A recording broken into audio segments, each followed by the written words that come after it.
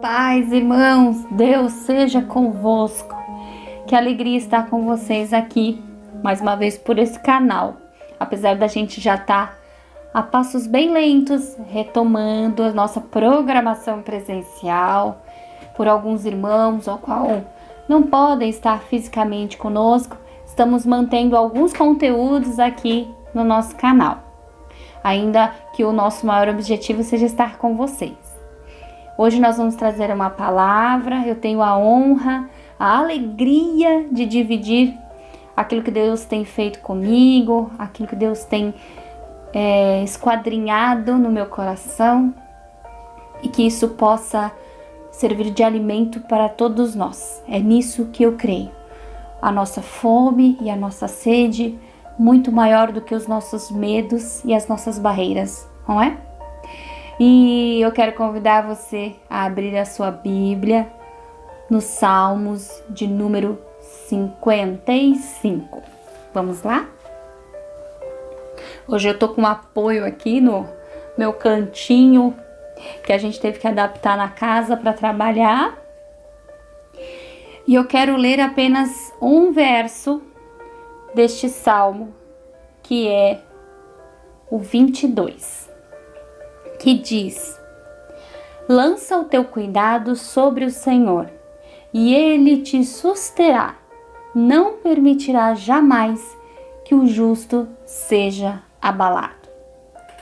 Se tem uma coisa na vida do cristão que nós fazemos com uma frequência muito alta e sem perceber, é carregar pesos que são incompreensíveis pelo nosso espírito. E aí a nossa alma está fadada, cansada. E eu costumo dizer aos nossos irmãos que no cansaço somos facilmente enganados. Por isso que a Bíblia também nos alerta, né? O que está de pé. Na verdade, o verso a ação do verbo desse versículo, ela fala justamente assim: o que se vê em pé, aquele que consegue entender que está bem. Cuidado para não cair. E é justamente que a gente, quando está bem, parece que vai ficando tudo mais fácil. Mas no processo da compreensão de quando estamos cansados, a gente abre mão mais fácil para a concupiscência da carne. Ou muitas vezes para o próprio engano. A Bíblia fala de descanso o tempo todo. Fala de um povo que se deleita na lei. Olha, a lei de Deus, a lei da sua palavra e seu juízo podem nos trazer um certo medo, receio, mas aqueles que verdadeiramente compreendem ela e o quanto ela é importante para nós, conseguem encontrar deleite. Então nós falamos de um Deus justo, misericordioso, de um Deus que fala que é possível sim descansarmos em muito tempo. Descansar na tribulação, descansar em meio à dor, descansar na sua lei, repousar nela, saber que estamos seguros. E como o salmista aqui nos trouxe, lançamos tudo que é cuidado, tudo que nos traz fardo, tudo que está sendo detalhe demais, eu lanço ao Senhor. Ele me susterá, Ele dará suporte e não permitirá que eu seja abalado por isso. E aí nós vamos também encontrar na Bíblia um Deus que convida a trocarmos fardos. E nessa troca, se pudéssemos fazer uma simbologia, uma didática, é como se Deus dissesse assim: o descanso que eu tenho para vocês não é abrir mão das responsabilidades, não é abrir mão das prioridades, não é viver em vão. Há muita responsabilidade no meu reino, há prioridade, há coisas a serem levadas muito a sério. Mas ainda assim, é tudo tão leve, é tudo em amor, é tudo em graça, é tudo justificado pelo sangue e é tudo comprado por um preço que não teríamos como pagar.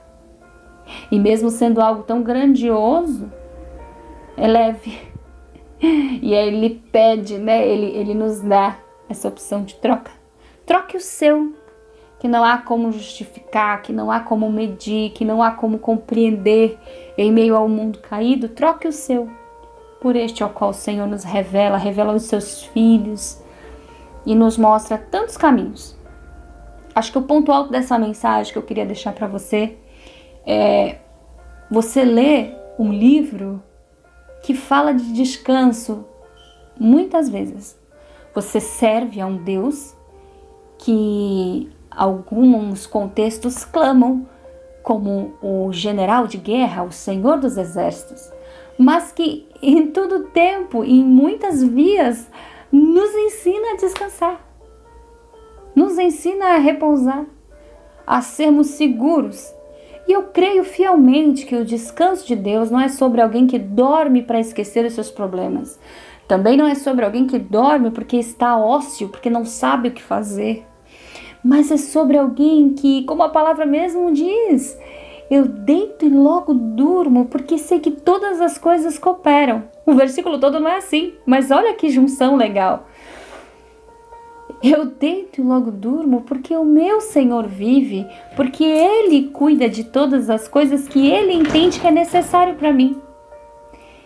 E aí nós conseguimos compreender então quão bom é repousar, é saber que isso é o correr em verdes pastos, isso é o dormir no barco.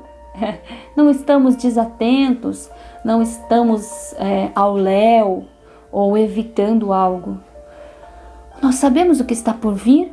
Aqueles que estão se preparando não serão pegos de surpresa, mas eu posso dormir porque compreendo isso, porque verdadeiramente estou vivendo isso.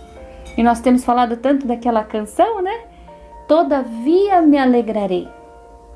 Então, se dizemos que é todavia, devemos viver a complexidade da aplicação desse verbo. O verbo só é verbo quando está em ação. E a ação é a vida de Deus em nós. E a vida de Deus em nós tem que nos capacitar para isso. Em todavia eu me alegrarei.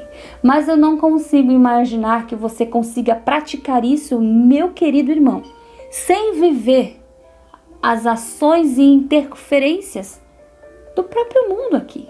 Quais são essas ações e interferências? Aprenderemos a ser mais calmos em meio à tempestade, aprenderemos a ser mais fortes em meio à guerra, aprenderemos a suportar em meio à dor. Aprenderemos a dormir desse jeito e descansar. Hoje nós estamos passando por uma fase que estar parado, estar dentro de casa, se tornou uma boia, né, um bote salva-vidas, mediante a uma pandemia, mas que facilmente percebemos quanto algumas pessoas saíram da rota, perderam seu equilíbrio, porque se sentiram mais que vulneráveis, se sentiram mais que desprezíveis, se sentiram inúteis. Como se aquilo que elas fazem 24 horas seja a única coisa que elas fossem capazes de fazer, não é? Sim, ouvem e ocorrem até hoje argumentações que são reais, que são de valor. A pessoa precisa trabalhar, a pessoa precisa viver, a pessoa precisa se manter e isso é digno. Mesmo que essa pessoa tenha que tomar todas as ações sanitárias ali, né, de segurança. Mas em um bom tempo, nós vimos o quanto as pessoas ficaram atoladas de informação. E quanto mais elas receberam informação para o que fazer dentro de casa, mais elas se perdiam. Nós dificilmente encontramos conteúdo na internet, conteúdo em artigos. Você dificilmente vai encontrar algum texto falando que durante a pandemia você poderia descansar. Você poderia morrer. Você poderia abrir mão de tudo. Porque se conheces mesmo aquele a qual tu serves, por que temerias, se em todavia você se alegraria? E nós temos falado muito sobre isso. muitas pregações valiosas sobre o Sermão do Monte, muitas pregações valiosas nos evangelhos, em João, Mateus, até mesmo em Jeremias, que foge um pouco ali do que é desse contexto que eu estou querendo trazer, mas falam de que não existe inutilidade para Deus, que nós parados não estamos sem fazer nada. Muitas vezes o parado está recebendo muito mais daquele que está a se movimentar de forma aleatória e colocando energia no lugar errado sem saber o que está fazendo. Durante alguns cultos em nossa igreja, eu falei muito sobre esse livro, Invisível. Quando eu adquiri esse livro que a editora Impacto traduziu, óbvio que o que me chamou a atenção foi o contexto dele em si. A capa diz assim: o dom de permanecer escondido em um mundo que ama ser notado. E nós nem fazíamos ideia do que estava por vir. Eu não fazia ideia do que estava por vir com relação à pandemia quando eu comprei esse livro. Mas eu me debrucei por muitas vezes em Colossenses, em Gálatas, em Pedro. E alguns textos foram começando a criar dentro de mim uma mensagem. Era como se Deus estivesse mandando um recado que eu pudesse comunicar ao povo. E quem esteve nos cultos em que eu falava sobre esse livro, eu constantemente afirmei sobre isso. Aprendam a viver com nada, com o pouco. E eu não estou dizendo no sentido da miséria de passar fome, mas em questões de atividades, em questões de dedicarmos o nosso ócio no sentido de paz, tranquilidade para Deus. A gente fala de oração no sentido da oração, aquela que tem que fazer algum movimento, né? A gente aplica orar mais ação, que não tem nada a ver com isso. A oração, ela já é uma ação em si. Por isso que Paulo diz que ela é tão difícil, não é mesmo? Ou que muitas vezes não sabemos como orar. Mas a oração, ela é um momento de orbitar.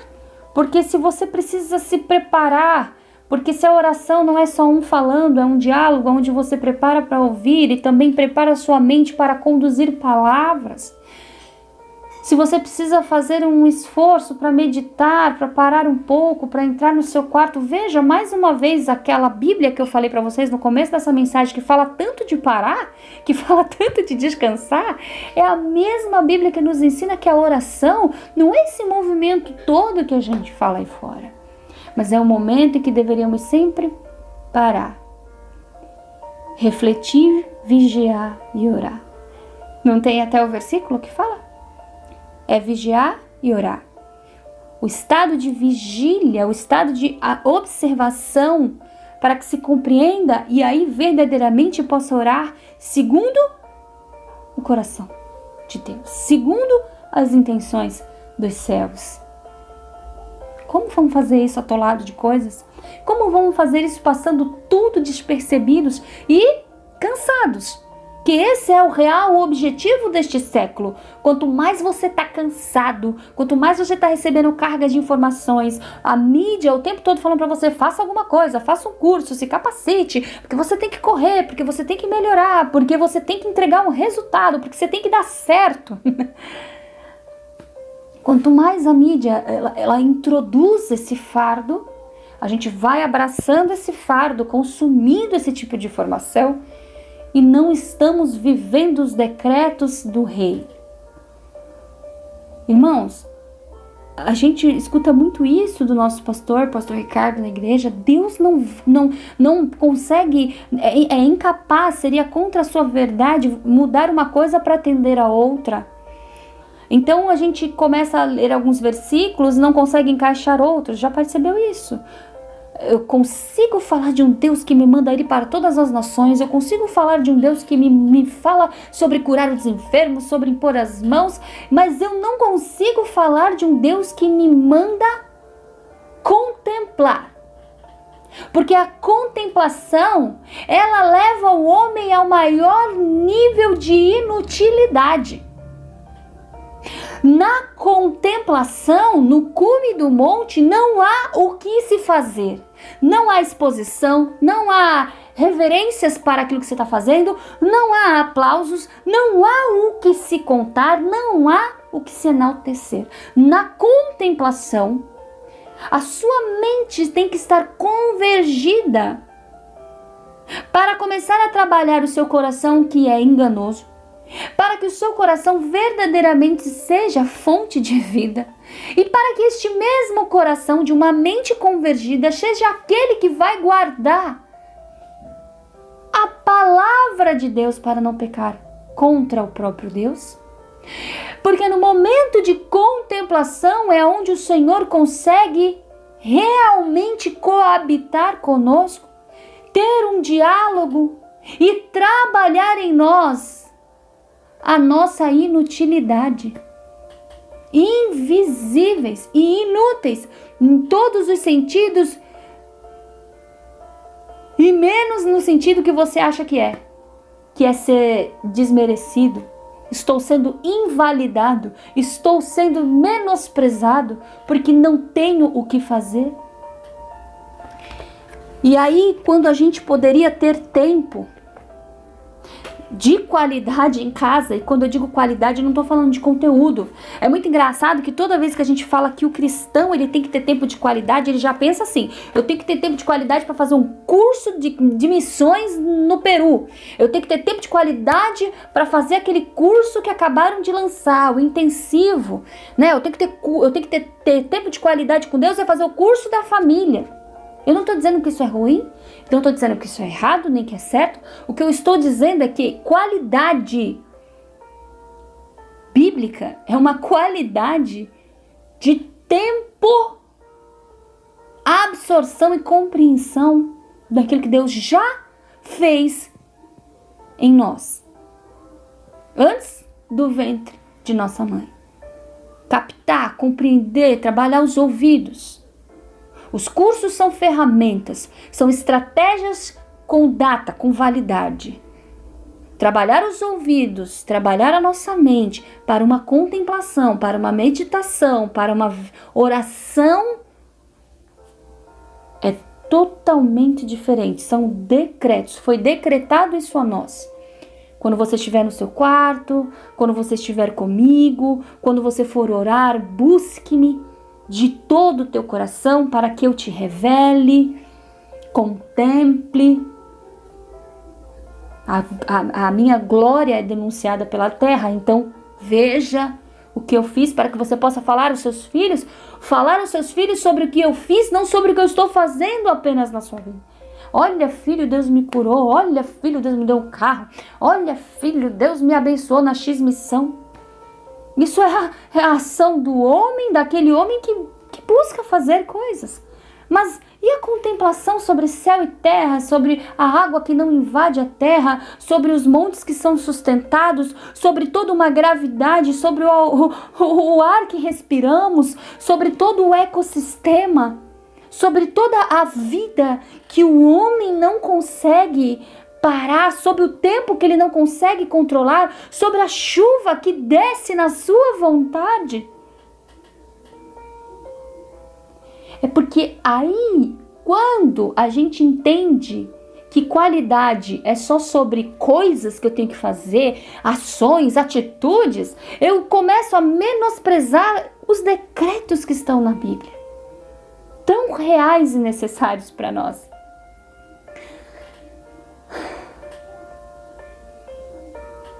Invisíveis e inúteis aos olhos daqueles que estão atribulados, sabe, cheio de coisas para fazer. Mas neste século, e diante de tudo que estamos vivendo, eu gostaria muito de passar invisível.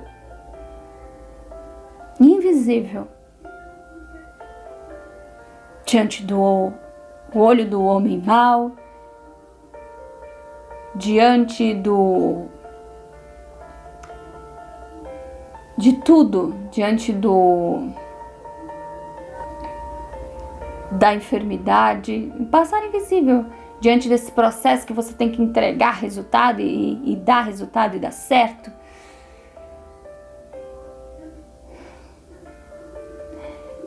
E eu quero encerrar essa mensagem lendo um trechinho desse livro.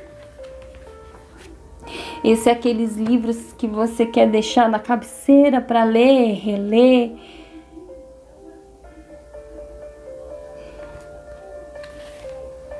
Deixa eu pegar aqui um pedacinho. Essa é a página 93, que diz assim: falando sério, quem não gostaria de ser invulnerável?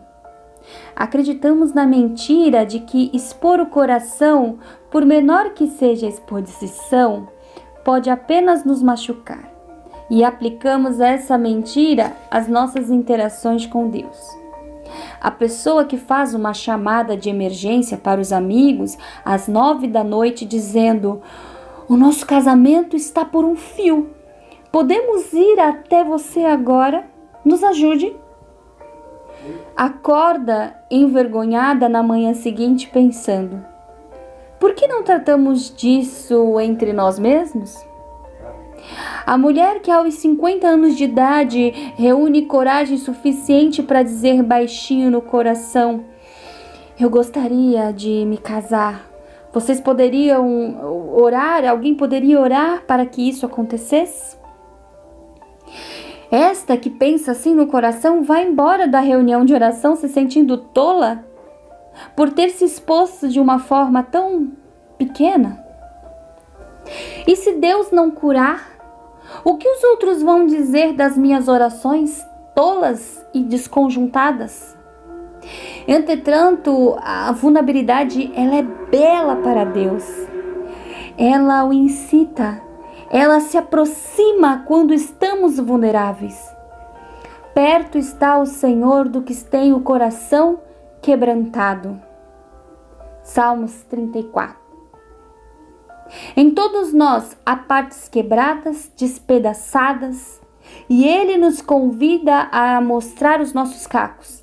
Eu me permito estar vulnerável perante Deus, somente durante as grandes crises, mas não na vergonha da manhã seguinte.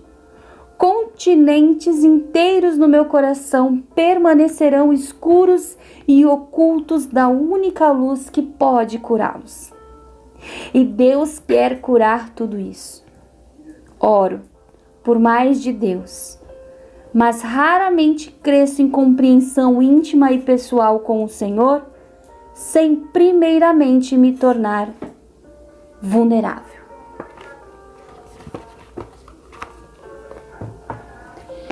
Essa é a mensagem que eu tinha para passar para você. Descansar e compreender o Deus do descanso, aquele que diz deito e logo durmo, aquele que fala sobre passarmos invisíveis diante de toda essa mensagem que vem deste mundo caído. Faça isso, faça aquilo, faça curso, faça coisas da família, melhore para prosperar. Não. Se aprenderes contemplar-me, se aprenderes a no pouco me adorar, se em todavia verdadeiramente você primeiro se alegrar, o que você fizer é só fruto, vai acontecer naturalmente. O seu estudo, o seu curso, o seu prosperar. Talvez não é o certo ou o errado, é a escala da prioridade entre o que eu tenho que fazer nessa terra e os decretos de Deus que eu estou confundindo. E por ser algo tão singelo, tão pequeno, tão inútil, a gente quer abrir mão, porque está introduzido aqui uma chavezinha que a gente tem que acabar com ela. Somente com a leitura e compreensão da Bíblia, tá? Mas a gente tem que acabar com ela. De que tem que fazer, de que tem que ser, de que tem que ir. Mas Ele continua a nos dizer: se você não for, tudo bem. Se não der, tudo bem também. O que importa é se em todavia você está se alegrando em mim, por mim e para mim, porque todas as coisas vão convergir para mim. Que Deus te abençoe, que essa palavra venha germinar com você dias após dias, que ela te inquiete, que ela te incomode e que ela verdadeiramente comece a criar raiz no teu coração. Guardei a tua palavra no meu coração para não pecar contra ti. E essa palavra são os teus decretos que me lembram todo dia o que eu preciso fazer e ser para estar em santidade, para te buscar e orar segundo a vontade do teu coração, meu Deus. Deus te abençoe. Até mais.